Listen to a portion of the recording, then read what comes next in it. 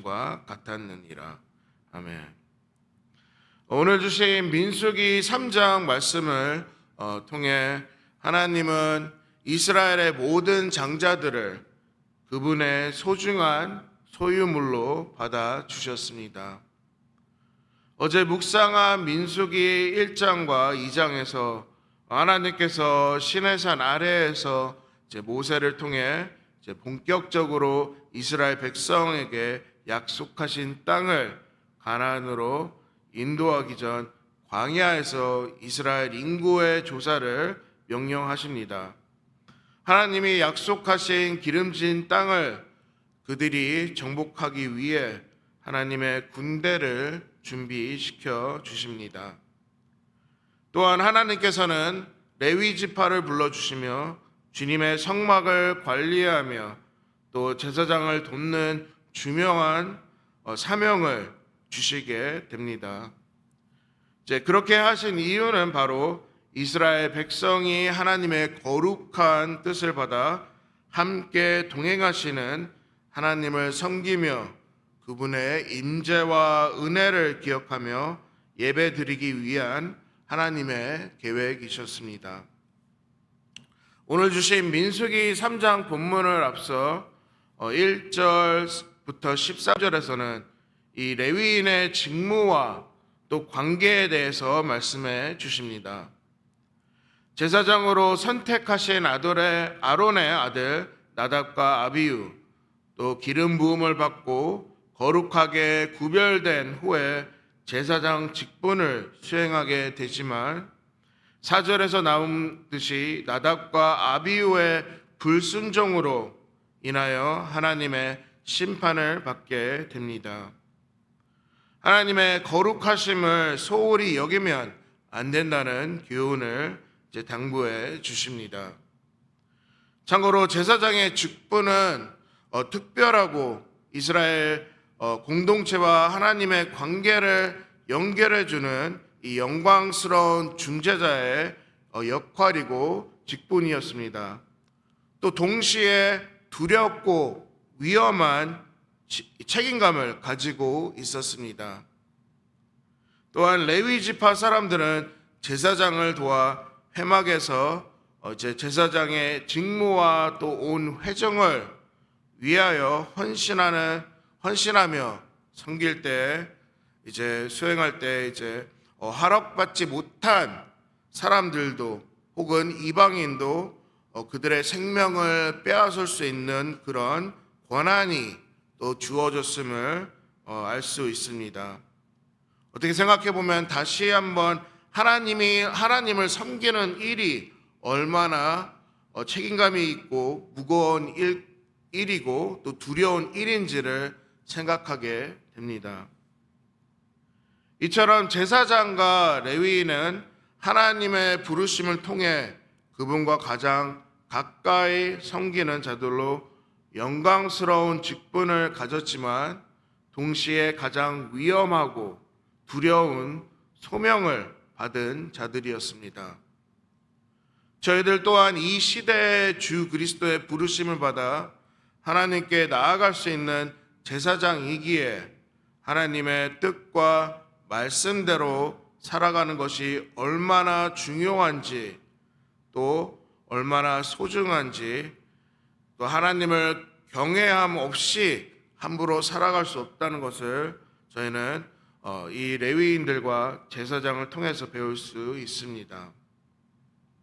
계속해서 14절부터 39절에서는 이 레위 지파의 인구 조사를 조사에 관한 내용으로 레위 지파의 세 가문 중 이 게르손, 고핫, 무란이라는 이 각각 이 가문의 특정한 인물을 통해 성막을 관리하게 됩니다. 처음으로 게르손 가문은 총 7,500명으로 이들의 임무는 성막의 외형을 만들고 또 천막과 휘장을 관리하고 운반하는 일을 맡았습니다. 두 번째로 고핫 가문은 총 8,600명으로 이들의 임무는 성막의 가장 중요한 기물들을 관리하고 운반하는 일이었습니다. 마지막으로 브라니 가문은 총 6,200명으로 그들의 임무는 성막의 받침대, 또 널판지, 또 기둥 등 여러 가지를 관리하고 또 운반하는 일이었습니다. 이렇게 이스라엘 12지파가 성막의 사방에 진을 치고 있었고, 또 이 12지파 성막 사이에 이 레위인이 있었고 성막을 지키는 역할을 했었습니다.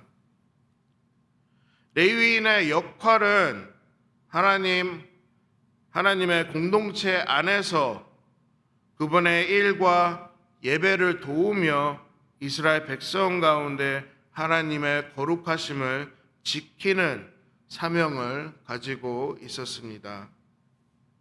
저희 교회의 공동체 또한 각자에게 주신 은사를 통해 주님의 사역을 함께 참여하며 또 하나님의 나라의 영광을 돌리며 그분의 나라에 세우는 데 헌신을 하게 됩니다. 이 말은 주님의 은혜 속에서 그분의 사역을 내 집같이 생각하고 또 내 주변에 있는 이웃들을 내 자신같이 사랑하는 일입니다. 항상 최우선으로 생각하고 헌신하며 또 수고하는 모습이 주님이 저희를 봤을 때는 기뻐하시고 참된 주님의 백성이라고 생각해 주십니다. 오늘 본문인 이 40절부터 51절에서는 이 이스라엘 백성의 이 장자는 이제 모두 하나님의 소유물이라는 것을 알려 주십니다. 이스라엘 사람과 또 짐승 중 처음 난 것은 하나님께 바쳐지게 되고 또 하나님의 소유물로 구별되며 하나님께서 애굽에서 모든 처음 난 것들을 심판하셨을 때와 마찬가지로 이스라엘의 어린 양의 피를 통해 구원해 주셨다는 하나님의 뜻과 은혜를 다시 한번 이제 전해 주십니다. 43절부터 47절에서 이제 알 수 있듯이 이스라엘 백성의 장자는 총 22,273명이었고 그 반대로 레위인의 장자는 총 2만 명이었습니다. 레위인보다 장자가 더 많고 이제 그 빚을 이제 속전을 이제 돈으로 지불을 하도록 하였습니다.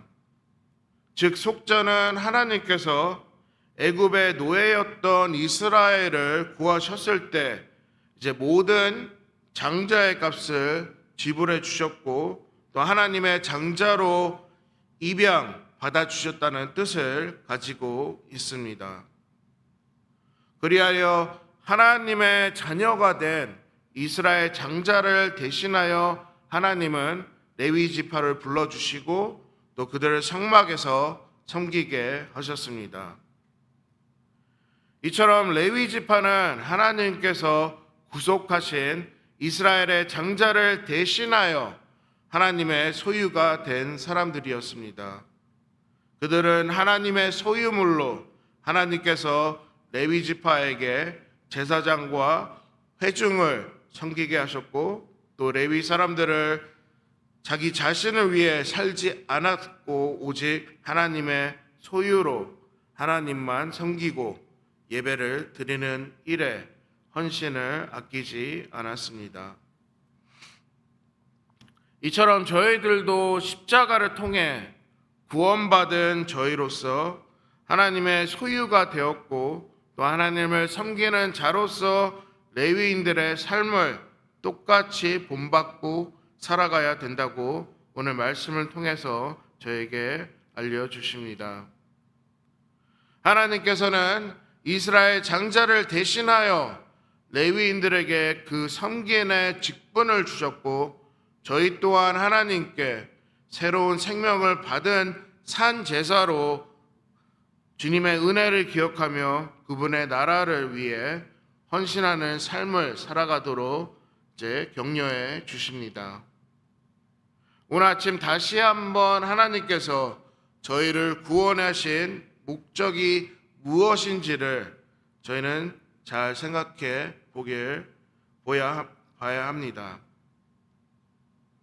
그것은 바로 주 예수 그리스도의 보혈로 저희를 사신 목적이 모두 하나님의 소유로 삼으셔서 하나님만 예배하고 섬기게 하시고 또 주님의 큰 뜻을 기억하며 간직하며 또 전파하는 저희의 소명을 주셨다는 점을 저희는 다시 한번 기억하고 감사해야 합니다.